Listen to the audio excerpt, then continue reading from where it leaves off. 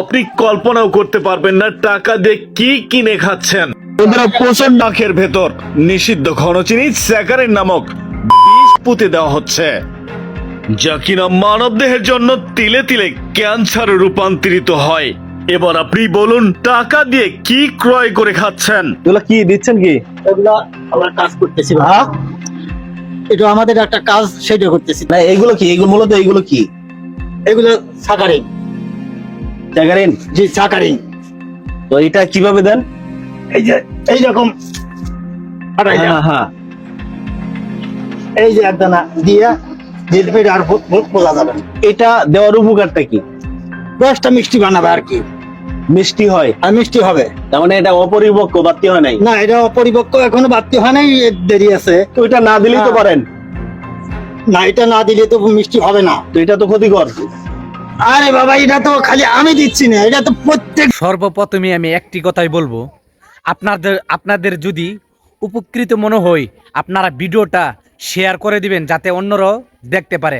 আর আমার মুখের কথাতে যদি আপনারা শুনতেন তাহলে কিন্তু বলতে পারতেন আমি মিথ্যে কথা বলতেছি। আমি কোনো মিথ্যে কথা বলতেছি না, আপনারা কিন্তু নিজের কানে নিজের চোখে কিন্তু দেখলেন।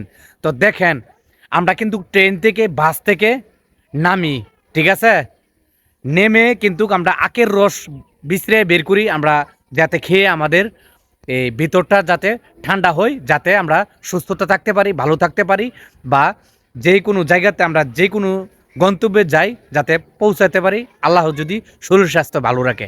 সবাই কিন্তু এই চেষ্টাটাই করি যাতে করে আমাদের শরীর স্বাস্থ্য ভালো রাখেন। তো দেখেন আমরা আখের রসের নামে কি খাইতেছি, স্যাকারিন, ঠিক আছে, মেডিসিন খাইতেছি।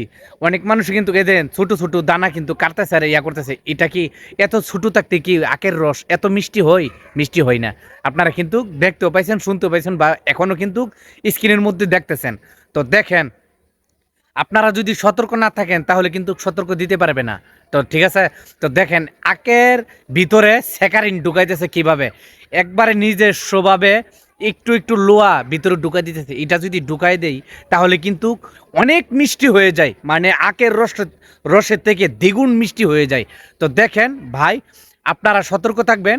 যদিও ক্লান্ত মনে করেন ফ্রিজের যারা নিয়ে হেঁটে হেঁটে রাস্তার মধ্যে পানি বেছে, এই পানি খাবেন কিন্তু এরকম ধরনের জিনিস খাবেন না। রাস্তাঘাটে যদি খান তাহলে কিন্তু আপনি উপকৃত থেকে আপনি কিন্তু একবারে মরণের ঝুঁকির মধ্যে কিন্তু আপনি নিজেকে নিজে নিয়ে যাবেন। কারণ এই জিনিসটা যদি আপনি সতর্ক না থাকেন তাহলে কিন্তু কেউ দিতে পারবে না। তো যাক, আপনারা অতটুকুই বলবো, ভিডিওটা শেয়ার করে দেবেন। কারণ আপনার মাও, আপনার বাবাও, আপনার ভাইও, আপনার বোনও, আত্মীয় স্বজন যারা আছে সবাই কিন্তু ক্লান্ত হিসেবে কিন্তু নেমে আখের রস বিচারে ঠান্ডা কিছু খেতে পারে কিনা। তো ভিডিওটা শেয়ার করে দিবেন। আমি আবারও বলতেছি ভিডিওটা শেয়ার করে দিবেন। তো যাক, আপনারা ভালো থাকবেন।